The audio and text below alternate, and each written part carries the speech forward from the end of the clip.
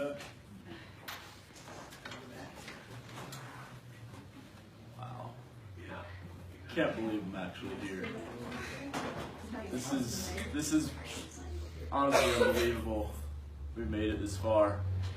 I'm really glad to see that all of us, you know, my Raptors, we all 8 of us that stayed in the program, we all made it, and it's really good to see. Tonight, I'd probably just like to share with you a little bit of my mentality, my approach on life, and I think these are just good tips, just not as an officer, but as a person in general. So the first thing I have is how to treat others. When you're treating others, you should have a lot of empathy. Try to put yourself in their shoes and feel what they're feeling. Because really, it goes back to the golden rule of treating others how you want to be treated. You know, you want to look after people, kind of like not just your friend, not just another acquaintance, maybe something more like your family, like your child. You should treat your friends not any worse than you would anybody you care about a lot.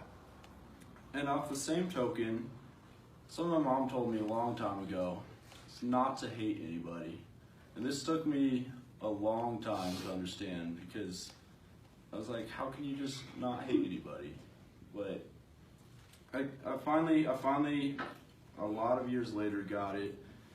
And you know, the reason you can't hate anybody is because you don't really know their background. You don't know where they're coming from. You don't know what they've been through in life. And really, you know, it's not worth hating people for something they did to you or something they said. Being angry is not worth it at all. Being angry is unhealthy. Being angry is stressful. Being angry, there's no place for, anger is mental. If you just want to let things go, you can. You can let go, you can laugh it off. You don't have to get angry because someone cut you off in traffic. You don't have to get angry because someone's annoying you. Just laugh at the ridiculousness of the situation and you'll be a lot happier.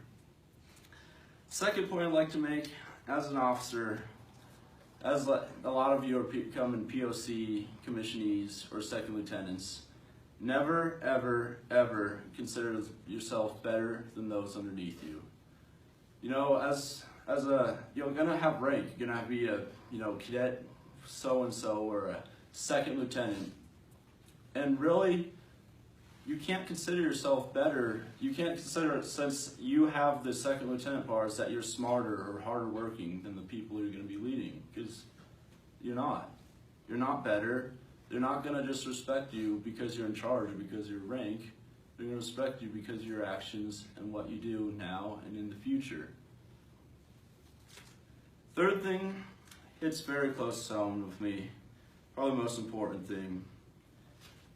As you rank up into the POC, or as a commissionee, or as a second lieutenant, never consider yourself too good to do things or consider yourself above things. There's always going to be excuses. I'm too old to do these things. I have a family now. I'm already past that point. You know, I don't have to do these things that those underneath me are doing. And that's kind of the voice of failure. We can't really have that in our United States Air Force, defending our country, defending our freedom.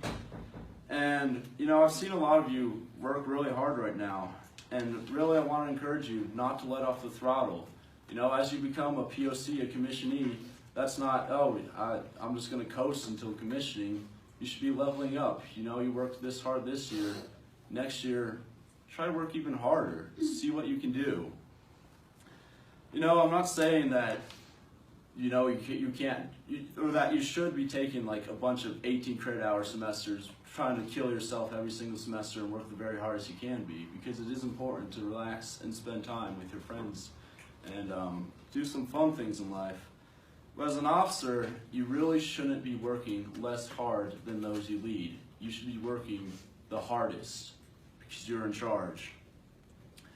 And some of you may ask, why work hard? You know, if you already have your pilot slot, your AFSC, you know, your dream, why not just coast to commissioning? And I'm going to just pull this way back. It's not just about ROTC or college in general, but really it's because as people, you've been very blessed. People in this room, all of you have been very blessed to be at this university, to have this ROTC experience, to have the experiences that you have. And the people in our society, in the world, they're counting on you. They're counting on you to use your blessings, to use what you have, to put hard work, and change it for the better. You have a potential. You've been given these tools here in college and in ROTC, and really, it's going to take hard work to fully realize that potential. That's all the tips I really have. I'd finally like to apologize if I've ever pissed you off or annoyed you really bad. I'd like to apologize for it now, and hopefully we can talk, because I guarantee I didn't do it intentionally. And finally, I love you all so much. You guys are the greatest family. You have no idea how much I think about you all the time. The experiences we all had together. They're the most amazing memories I have, and I can't thank you guys enough. You are the best. Please keep in touch. I'll just be down the road. You know, anything you need, anything you want to talk about, I'll be there. You guys are worth it. You guys mean everything to me. Thank you.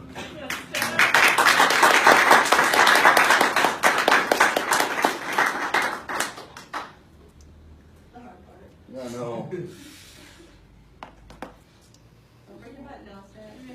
Alright, it's gonna be returned in a week here.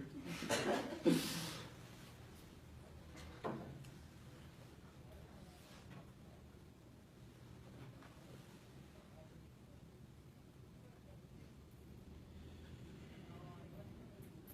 hard.